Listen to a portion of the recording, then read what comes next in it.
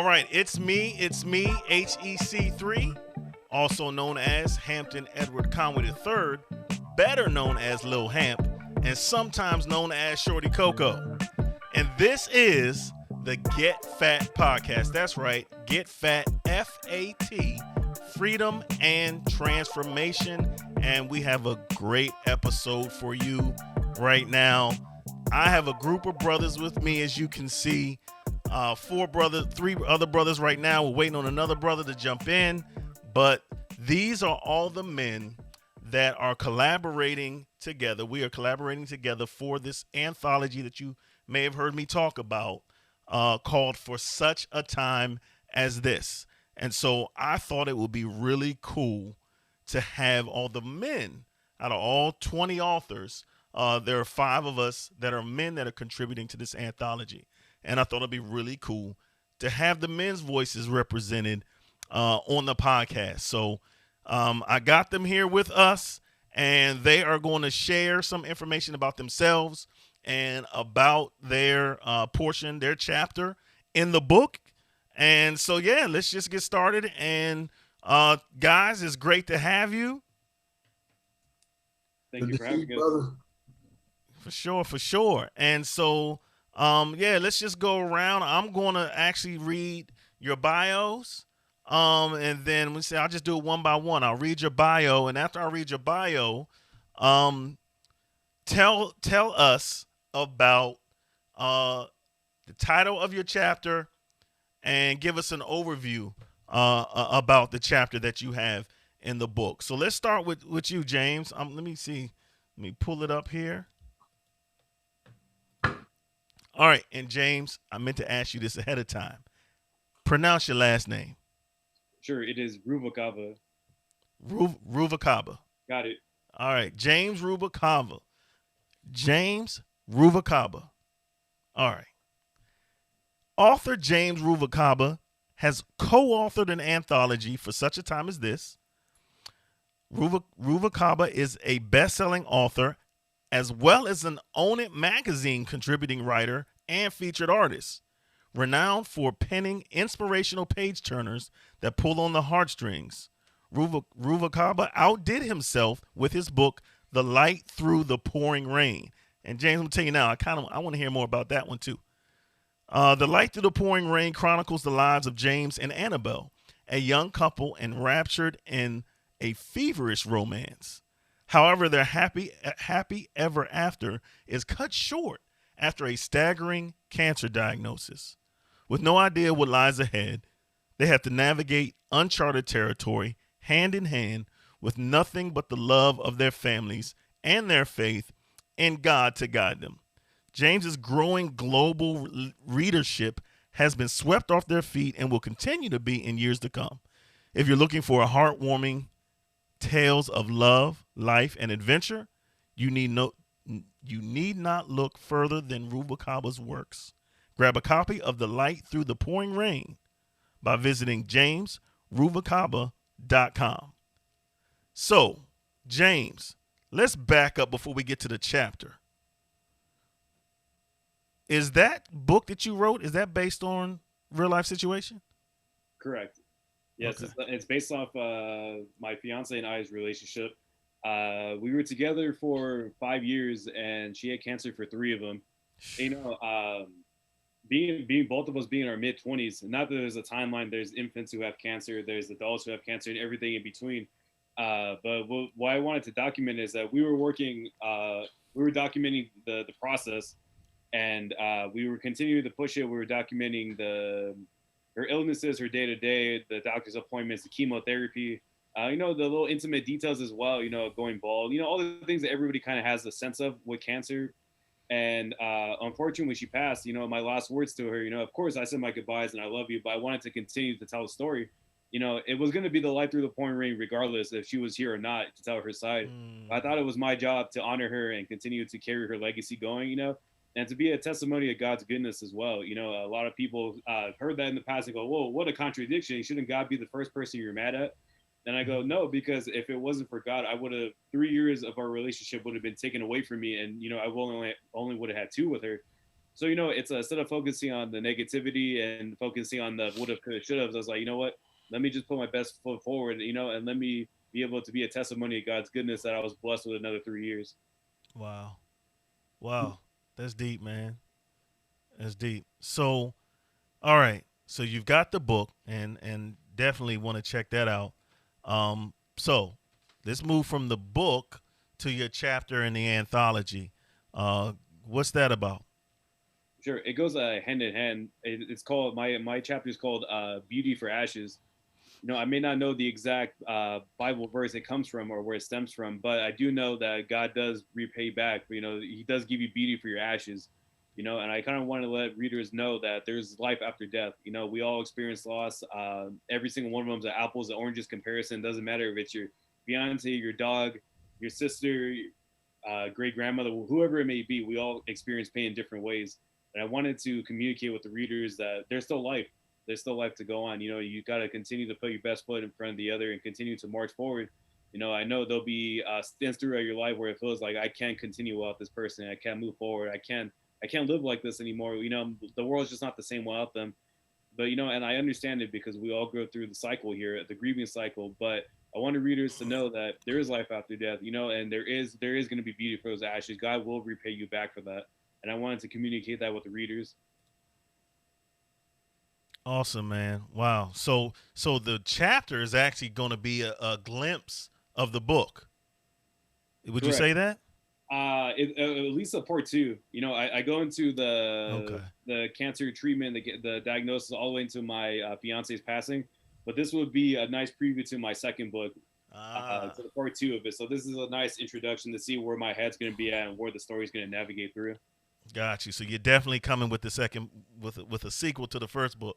100%. I wrote all three of them before I put out the first one. So definitely working ahead of time. But I definitely wanted to relay that message and get that across to readers. And there's just so many different layers to the story that I knew I could help out by putting the story out.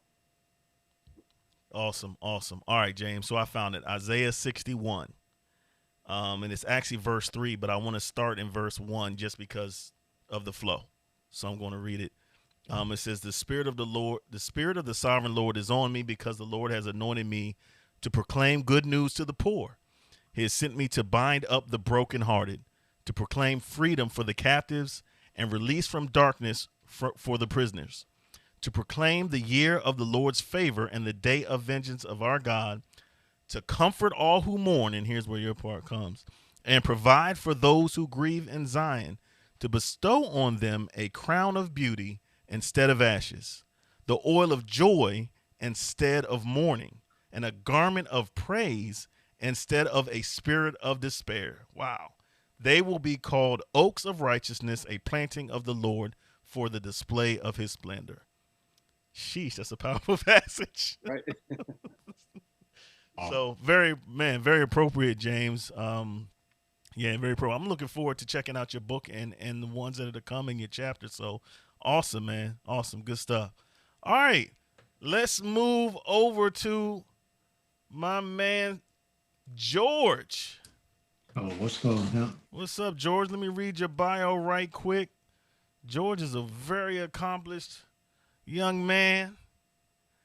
George, the failure coach, Milton, is a motivational keynote speaker, author, and founder and CEO of Failure is Not the Problem, LLC, a consulting company that specializes in leadership development and training, life coaching, and transformative thinking.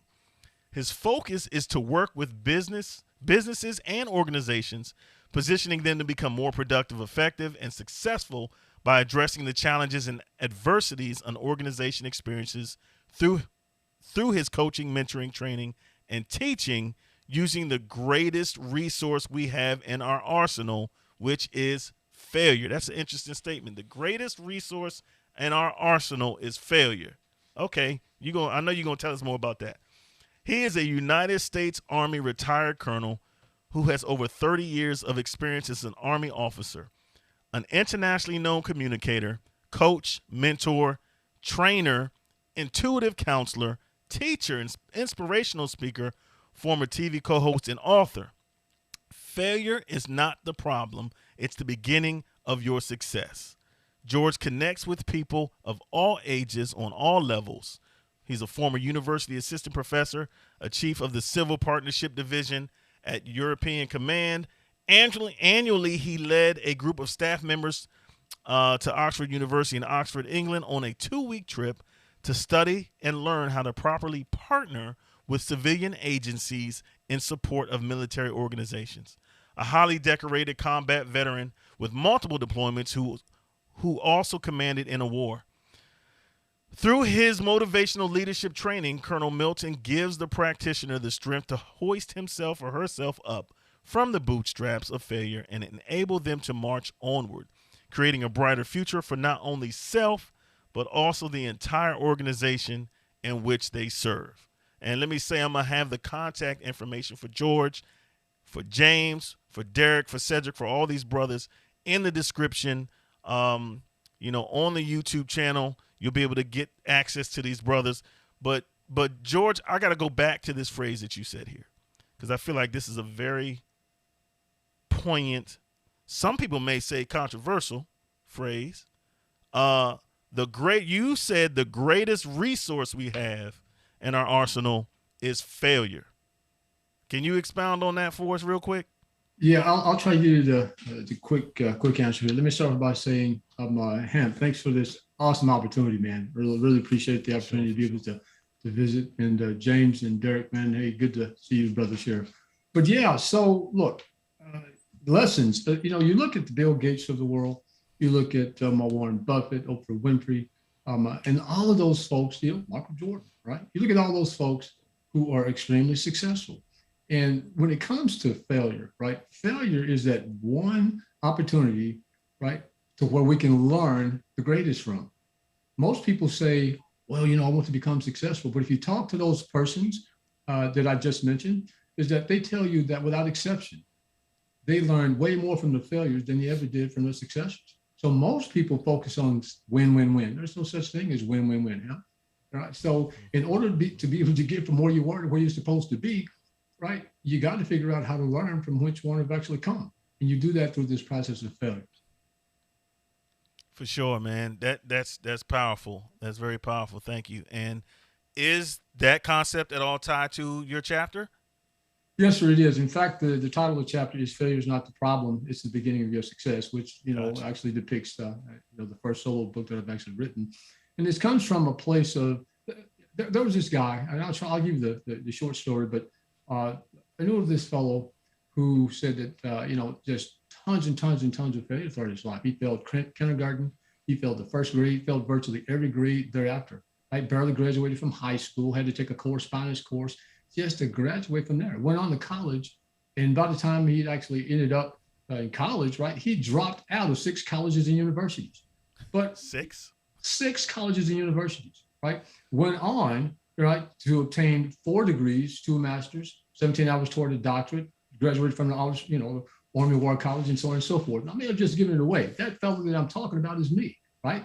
So tremendous amount of failure throughout my life. And that's just, the tip of the iceberg. Wow. I want to tie this in a little bit to James. James, in no way do I see, the death of your beloved one as failure. But what I do see is that when it comes to failure, perspective is incredibly important. What a beautiful perspective that you have and that you demonstrated based upon your attitude concerning a loss that you actually had. If we could actually take the example that James has actually given, attitude determines altitude, and tie that into a failure, we're going to get from where we are to where we're supposed to be, right? And if you follow that verse even further, God talks about how he came to set the captives free. Failure is something, right, that people feel captivated by. They feel as though, golly, how in the world am I supposed to move on from where I am? I have this phrase, right, that formula is what it really is. I come up with this: F plus R equals S. That's whenever you have a failure, if you respond to it in the right way, you become successful. Failure plus right response equals success. Mm-hmm. Mm-hmm. Yeah. That's man, that's so true. I mean, I could definitely look back over my life and see times where me failing at certain things, I kind of had my identity wrapped up in that. You know what I mean? And it definitely does make you stagnant, right? It makes you, it keeps you from moving forward and being successful and accomplishing things. And geez, man, Here's a little enlightenment here. You tacked on something here that I talk about often. You know that, guys, failure doesn't even really exist. Check this out. All right. So here's why I say that. It's when we're children. If we decide to go out and try to make a team or something, or if we go out and try to obtain a goal or some sort of achievement, as children, what do? Right? We either figure it out or we just kind of move on, right? We don't never think about it being failure until when? Right. So someone comes and tells us, oh, you're a failure. You're never going to be any good at this. Oh, you're really sorry at that. You suck at this. Failure doesn't exist until it is actually introduced to us. As kids, we just kind of move on beyond that. And then what happens is that one failure, and then that is actually, permeated upon our mindsets and our psyches, right? And now we go back to what you just said a moment ago, Hemp, is that it just devastates a lot of us because we've not been taught to actually look at failure as the greatest resource. Can you imagine how it would change the world as if we took that one word and look at it positively, right? Give that positive energy that we saw James demonstrated, right? It would really transform the world overnight. For sure. Yeah. And I it's funny because I was thinking the same thing when James was talking, like, man, that perspective is everything, man. It's everything. And so it's funny that you brought it back around to that because I was thinking that when James said it, and that, when you apply that to so many different instances and situations in our lives, and sometimes, and I know sometimes it's not always natural, right? Like sometimes we have to be reminded, or somebody may have to come alongside us and say, hey, man, don't look at it that way. Look at it this way, but I definitely appreciate both of you guys' perspective and attitude, and that's encouraging. So Derek, my man. Hey. I'm gonna read your bio real quick with that. I know is extremely humble because I know you got a lot more going on than what you got on this paper. Yeah, it's hard to follow up George's. No, you had me before him, man. You kidding me? Oh, it's all good, man. Derek Gray is a business owner, filmmaker, and minister. So just in them three things alone, I know you could have done a paragraph on each of those, but it's all good, man. He is the author of the 10 Win Commandments. So you got a book already. You already done this product before this, okay? And contributing author to the soon-to-be released anthology For Such a Time as This. Derek lives in York, PA, with his wife and family. So I feel like I must be the only one that hasn't written before. This is my first time. All you cats got books you've done before. I got to catch up to y'all. But Derek, tell us about what's the name of your chapter? So my chapter is called Christmas in the Abyss. And it's more or less about, again, I'm self-employed. So being self-employed, to kind of piggyback on what George was talking about, failure is not something I'm afraid of at all. I feel like I'm I'm in the deep end of the ocean, so I'm not afraid to try really anything right now because, that's how I eat. So I have to, be creative and be entrepreneurial in my thoughts. So a few years ago, I went and tried out a new business that didn't work and almost brought everything that I worked hard for under. And so this chapter is just about God's faithfulness throughout that period, and just just the love and the understanding of my wife, and just how pride can cause so much damage if you're not open to the people that are around you. But it was, and I don't want to give too much away, but it's just about that time that I really saw that God was there at one of my lowest points in my life. I imagine, because you said the title is Christmas in the Abyss. Yeah, so it was in the abyss. So it was. I touched the bottom of the ocean floor. Let's say that. So. And it was right around Christmas time. It wasn't around Christmas time, but it was the. So it was something, the Christmas spirit that kind of, helped me through that. Got you. I got you. But read, please. Yeah, so now I'm intrigued. Yeah, I got it. Yeah. So I don't want to give too much away. For sure, man. So you currently still a businessman? Yeah, I'm a business owner. I have a mattress and furniture store. We've been open 10 years here in Nice. York, Pennsylvania. Yeah. So excellent. And then filmmaking. I'm really curious about that piece. Like, are you? Yes, that's one of my passions. I've always loved to write and create and things of that nature. That's my ultimate goal, is to be able to make films and write full time. I've written plays, I've written songs, nothing on a national scale as of yet, but I'm just trusting God that those opportunities will open up, in the future. But that's what I'm passionate about. I really love to create and, write and things of that nature. Awesome, man. Awesome. I feel you on that. I'm gonna say but yeah, out of the pandemic, I started a production company. Nice. So it was kind of interesting how that came about. I've always been techie and into technology, and more so involved in things on the. Where am I? Did I just disappear? Yep. Did I disappear from y'all too? Hold on 1 second. About starting a production company and being techie. My camera cuts off because I forgot to plug it into external power. Production company 101. That's one. Come on, man. That's in. So as I was saying, yeah. So out of the pandemic, God bless me. I started a production company, which actually came. I got remarried during the pandemic, and so, of course, in the height of the pandemic, we couldn't have a bunch of folks here or at the wedding. We ended up doing it in our backyard, got it done up all real nice, and but we wanted to make it available to other people, so we did a Zoom. I had like a 3 or 4 camera set up, for the wedding, and from that, people were like, hey, and honestly, I had no intention, absolutely no intention of it being a thing, but people started inquiring, and I started doing things for other people, and it turned into a thing, and I realized, oh, I can make some money doing this. So yeah, but that's not my full time. I'd love to get to a point of transitioning to that for my full time, but I'm not quite there yet. So I'm still an administrator for the local school system here. But anyway, I didn't want to get on about me, but I just wanted to share, Derek, that I I do share a passion for.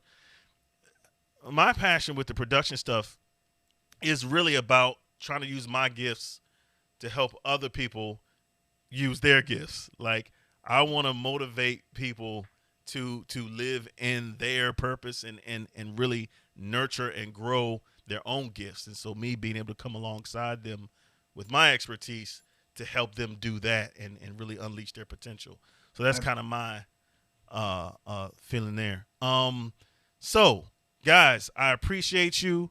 It's great hearing from you. I'm more intrigued because I've heard each of you speak before, but like I'm even more intrigued now, especially after reading your bios and learning more information, and just even the brief conversation we had, even before we started this, podcast. Just the conversation we had, just it's been really good to get to know you guys. Before I come back around, I just want to ask each of you one more question. But before I come back around and do that, Derek, can you back up a little bit? Show them the swag. So these shirts are from a company called J Expressions. J Expressions without the E before expressions. It's jxpressions.com. And I'll have a link and a coupon code down in the description that if you use that, you'll be able to get a discount. They've got shirts like this. They've got hats. They've got hoodies and some other gear that's not even just with these sayings. They got some inspirational sayings and quotes and other things that they got going on. So, all the fellas are representing well with the J Expressions inspirational Christian gear. So, definitely support that and get you some nice swag. But to close this out, I want to kind of come back around. And this doesn't have to have anything to do with your book or not. This is just kind of where you are right now in life, or maybe this week or just today. One word of motivation, inspiration, encouragement. What's one word that you could give my audience right now that's like just resonating with you right now? So I'm going to go back around the same order that we started with James. What's one word that you would want to share? Oh man, I would definitely say turning your tragedy into triumph. As soon as you make that conscious decision when you're in bed to put 10 toes down onto the ground and just put one foot in front of the other, you're way ahead of the game. It sounds so simple. It sounds like how could that even be motivation? Well, there's somebody right now who's listening to this, or there's somebody in this world who hasn't got out of bed in days, weeks, months, because they can't deal with the adversity you're going through. It can't deal with the loss. They can't deal with the failure, the pain. It starts with a simple conscious decision. I'm not gonna let this defeat me today. Just putting your 10 toes down and just getting yourself out of the room, out of the house, just function. It doesn't have to be home run hit after another. It could be a single, a double, a triple. We're baseball fans. It doesn't have to be a home run every single time to be considered the greatest. As long as you just keep moving forward and pushing forward, and it all starts as simple as just waking up, thanking God for a day and just making a conscious decision to get out. You just put those 10 toes down. You do that, you're way ahead of the game, way far ahead, more than you think you are, way ahead of the population, way ahead of probably your household, your community. Just seriously, and I'm being dead serious, because seriously, just put 10 toes down onto the ground and you'll turn your tragedy into triumph. Awesome, for sure. Thank you, James. George. Yeah, hey Hampton. Look again. Thank you so much for this awesome opportunity, man. I'm looking forward to linking up and listening more to your podcast and everything. But let me tie this into something that Derek said a moment ago, and he said this. And people often say this when they're dealing with failure, right? They say, I can't accomplish the kinds of things that I want to accomplish because I'm afraid of failing. Derek said, he didn't feel failure because he's been tested. He's done those kinds of things that's necessary to get him from where he was to where he is today in developing his business. And I tend to agree with what Derek actually said, right? Most people don't fear failure. People fear failure because they've been told and taught that they're supposed to fear failure. As I think about this, it's not the failure that they fear, but it's the stigma associated with the failure. Right. Isn't that interesting? Right. So I want to make sure that throughout this process of coaching, mentoring, training, right, the books that I've actually written, I want people to get to a point to where they can really understand that it's not the fear of failing, but it's the stigma. And I'll come up with an acronym. And normally we come up with all kinds of acronyms, right? But when I look at the stigma, I came up with this acronym, right? And it simply says this: shameless thoughts I give myself anxiously. That's what failure is, right? All of these shameless thoughts that people give themselves and are very anxious about it. That's what they're concerned about. That's what they worry about. That is what they're fearful of, not the failure in and of itself. If we can really take that one word, right, and look at it for what it's meant to be, right, it'll get us from where we are to where we are meant to be. And there is some place in this world that we're meant to be, especially since they're breathing. I am convinced that if you are still on the planet, then God still has a mission for you. So you need to, take it upon yourself to figure out what that actually is. Take it from a guy who was reared, by two teenage parents who had no hope of any type of success in life and multiple failures along the way. I got to a point to where I changed my mindset regarding that one word, failure, and I went from where I was to where I knew I was meant to be. And if we get more people that fired up and have that same positive can-do attitude and positive perspective that James has demonstrated with one of the greatest loss on the planet, man, we can get from where we are to where God meant for us to be. For sure. You said something powerful, man. If you're still here, God's got something for you. God's calling you to something. If you're still here, there is purpose for you, man. I appreciate that. Yes, I appreciate that. Derek, man, what you got for us? Yeah. So again, I want to, repeat what George said, and thank you, Hampton, for having me on here. I really enjoyed this time talking with brothers. One thing I've been kind of feeling in my spirit and really been chewing on is just gratitude, being grateful for where I am in life, what I have. And I find myself sometimes complaining. And God kind of says, what are you complaining about? Think about someone who would love to have your complaints. We complain when our cable goes out during the rainstorm. People in other parts of the world are praying for rain. And, I think sometimes in our culture, especially here in the West, we get spoiled, and I'm guilty of it. I just, and our complaints are really not complaints at all. And I think gratitude to me is just the key word, and being grateful. And the Bible says in everything, give thanks. And I'm just always saying, thank you, God. Even on my bad days, even when it's rough, I say, thank you, God, because it could be a lot worse. Absolutely, man. Absolutely. That's well said. And it's funny because I was just listening to something earlier, talking about having an attitude of gratitude and how much that can really help kind of change your perspective and even your demeanor. You know what I mean? Because one of the things I do, man, honestly, I do this. I'll say thank you 100 times, and I'm just feeling in the dumps. I just start saying thank you, and I count it off to 100. And when I get to 100, the spirit, whatever that heaviness is gone, because I've allowed gratitude into my heart. I'm just, I think that's the key. We just have to be thankful. For sure. No, that's great, man. Hey, I appreciate y'all for doing this with me. I'm gonna have to get Cedric back. Maybe Cedric trying to be slick. He gonna get a one-on-one now because I feel like he done got left out. But no, we gonna catch up with Cedric and get his input as well. But hey, this has been great, man. Getting to know you, brothers. And I don't believe anything. That's funny. I was listening to my daughter. She did a post talking about coincidences and how she doesn't believe in coincidences and things. The connections happen for a reason. And so we have been connected, fellas. And I know it's for a reason. And I don't take that for granted. And so I'm looking forward to getting to know y'all better.